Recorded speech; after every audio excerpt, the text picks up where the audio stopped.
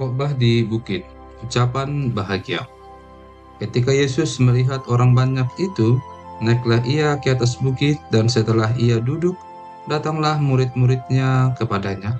Maka Yesus pun mulai berbicara dan mengajar mereka, katanya, "Berbahagialah orang yang miskin di hadapan Allah, karena merekalah yang empunya kerajaan surga. Berbahagialah orang yang berduka cita, karena mereka akan dihibur. Berbahagialah orang yang lemah lembut, karena mereka akan memiliki bumi.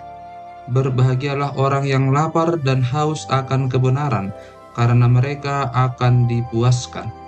Berbahagialah orang yang murah hatinya, karena mereka akan beroleh kemurahan. Berbahagialah orang yang suci hatinya, karena mereka akan melihat Allah. Berbahagialah orang yang membawa damai, karena mereka akan disebut anak-anak Allah. Berbahagialah orang yang dianiaya oleh sebab kebenaran, karena merekalah yang empunya kerajaan sorga. Berbahagialah kamu, jika karena aku kamu dicela dan dianiaya, dan kepadamu difitnahkan segala yang jahat. Bersukacita dan bergembiralah, karena upahmu besar di sorga, sebab demikian juga telah dianiaya nabi-nabi yang sebelum kamu. Garam dunia dan terang dunia. Kamu adalah garam dunia. Jika garam itu menjadi tawar, dengan apakah ia diasinkan? Tidak ada lagi gunanya selain dibuang dan diinjak orang. Kamu adalah terang dunia. Kota yang terletak di atas gunung tidak mungkin tersembunyi. Lagi pula orang tidak menyalakan pelita lalu meletakkannya di bawah gantang, melainkan di atas kaki dian, sehingga menerangi semua orang di dalam rumah itu. Demikianlah hendaknya terangmu bercahaya di depan orang, supaya mereka melihat perbuatanmu yang baik dan memuliakan Bapamu yang di surga. Yesus dan hukum Taurat. Janganlah kamu menyangka bahwa aku datang untuk meniadakan hukum Taurat atau kitab para nabi. Aku datang bukan untuk meniadakannya, melainkan untuk menggenapinya. Karena aku berkata kepadamu, sesungguhnya selama belum lenyap langit dan bumi ini, satu iota atau satu titik pun tidak akan ditiadakan dari hukum Taurat sebelum semuanya terjadi. Karena itu, siapa yang meniadakan salah satu perintah hukum Taurat sekalipun yang paling kecil dan mengajarkannya demikian kepada orang lain, ia akan menduduki tempat yang paling rendah di dalam kerajaan surga. Tetapi siapa yang melakukan dan mengajarkan segala perintah-perintah hukum Taurat, ia akan menduduki tempat yang tinggi di dalam kerajaan surga. Maka aku berkata kepadamu, jika hidup keagamaanmu tidak lebih benar daripada hidup keagamaan ahli-ahli Taurat dan orang-orang Farisi, sesungguhnya kamu tidak akan masuk ke dalam kerajaan surga. Kamu telah mendengar yang difirmankan kepada nenek moyang kita, jangan membunuh. Siapa yang membunuh harus dihukum. Tetapi aku berkata kepadamu, setiap orang yang marah terhadap saudaranya harus dihukum. Siapa yang berkata kepada saudaranya kafir harus dihadapkan ke mahkamah agama, dan siapa yang berkata zahir harus diserahkan ke dalam neraka yang menyala-nyala. Sebab itu, jika engkau mempersembahkan persembahanmu di atas mezbah, dan engkau teringat akan sesuatu yang ada dalam hati saudaramu terhadap engkau, tinggalkanlah persembahanmu di depan mezbah itu, dan pergilah berdamai dahulu dengan saudaramu, lalu kembali untuk mempersembahkan persembahanmu itu. Segeralah berdamai dengan lawanmu selama engkau bersama-sama dengan dia di tengah jalan, supaya lawanmu itu jangan menyerahkan engkau kepada hakim, dan hakim itu menyerahkan engkau kepada pembantunya, dan engkau dilemparkan ke dalam penjara. Aku berkata kepadamu, sesungguhnya engkau tidak akan keluar dari sana sebelum engkau membayar hutangmu sampai lunas. kamu telah mendengar firman, "Jangan berzina." Tetapi aku berkata kepadamu, setiap orang yang memandang perempuan serta menginginkannya sudah berzina dengan dia di dalam hatinya. Maka jika matamu yang kanan menyesatkan engkau, cungkillah dan buanglah itu, karena lebih baik bagimu jika satu dari anggota tubuh binasa daripada tubuhmu dengan utuh dicampakkan ke dalam neraka. Dan jika tanganmu yang kanan menyesatkan engkau, penggallah dan buanglah itu, karena lebih baik bagimu jika satu dari anggota tubuhmu binasa daripada tubuhmu dengan utuh masuk neraka. Telah difirmankan juga, siapa yang menceraikan istrinya harus memberi surat cerai kepadanya. Tetapi aku berkata kepadamu, setiap orang yang menceraikan istrinya kecuali karena zina, ia menjadikan istrinya berzina. Dan siapa yang kawin dengan perempuan yang diceraikan, ia berbuat zina. Kamu telah mendengar pula yang difirmankan kepada nenek moyang kita, jangan bersumpah palsu, melainkan peganglah sumpahmu di depan Tuhan. Tetapi aku berkata kepadamu, janganlah sekali-kali bersumpah, baik demi langit, karena langit adalah tahta Allah, maupun demi bumi, karena bumi adalah tumpuan kakinya, ataupun demi Yerusalem, karena Yerusalem adalah kota raja besar. Janganlah juga engkau bersumpah demi kepalamu, karena engkau tidak berkuasa memutihkan atau menghitamkan sehelai rambut pun. Jika ya, hendaklah kamu katakan ya. Jika tidak, hendaklah kamu katakan tidak. Apa yang lebih daripada itu berasal dari si jahat. Kamu telah mendengar firman, mata ganti mata dan gigi ganti gigi. Tetapi aku berkata kepadamu, janganlah kamu melawan orang yang berbuat jahat kepadamu, melainkan siapapun yang menampar pipi kananmu, berilah juga kepadanya pipi kirimu. Dan kepada orang yang hendak mengadukan engkau karena mengingini bajumu, serahkanlah juga jubahmu. Dan siapapun yang memaksa engkau berjalan sejauh 1 mil, berjalanlah bersama dia sejauh 2 mil. Berilah kepada orang yang meminta kepadamu, dan janganlah menolak orang yang mau meminjam daripadamu. Kamu telah mendengar firman, kasihilah sesamamu manusia, dan bencilah musuhmu. Tetapi aku berkata kepadamu, kasihilah musuhmu, dan berdoalah bagi mereka yang menganiaya kamu. Karena dengan demikianlah kamu menjadi anak-anak Bapamu yang di surga, yang menerbitkan matahari bagi orang yang jahat dan orang yang baik, dan menurunkan hujan bagi orang yang benar dan orang yang tidak benar. Apabila kamu mengasihi orang yang mengasihi kamu, apakah upahmu? Bukankah pemungut cukai juga berbuat demikian?